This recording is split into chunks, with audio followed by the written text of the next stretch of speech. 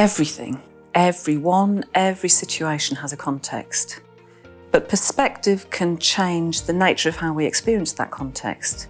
And something I've noticed working in the fields of leadership and coaching is that when context is fully explored, when it's deliberately activated and powerfully communicated, really amazing things can happen.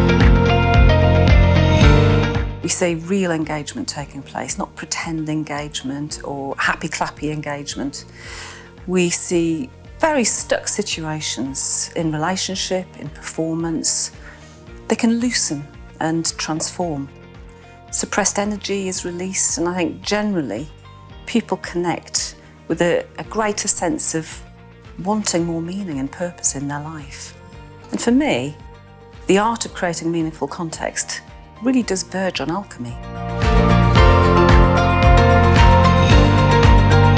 Because context can change minute by minute, it's really difficult to provide a formula or a recipe or a tick list that's relevant to every single scenario. But what seems to be a universal principle is presence. Being fully present with your own truthful assessment of the situation, because before setting a context for anyone else, it's really important to do it for yourself first. There's the practical side of things, which is really important. What's my brief? What's my goal? What's my deadline?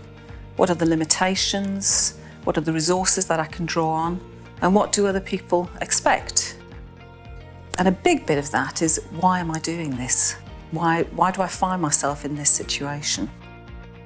Then there's the emotional side of things, which I think is the bit that often gets missed out.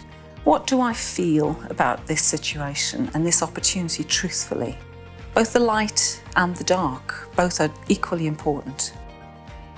Am I in a state of judgment or censor? Or am I in a state of openness?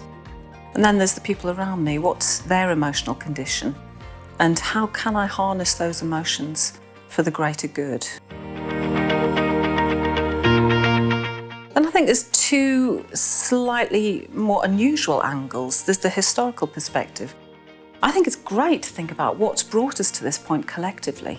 What's the journey been? What's been explored? What's been sacrificed? What's been learned? And then the other side of that is the future. I think it's great to consider, how could this situation, this opportunity, alter the path that I'm on and how I feel about myself and my life. So having and communicating a context that is meaningful and purposeful really is the antithesis of spin and manipulation. I think people these days are so finely attuned to being manipulated or being spun a yarn. It really doesn't get any kind of positive response.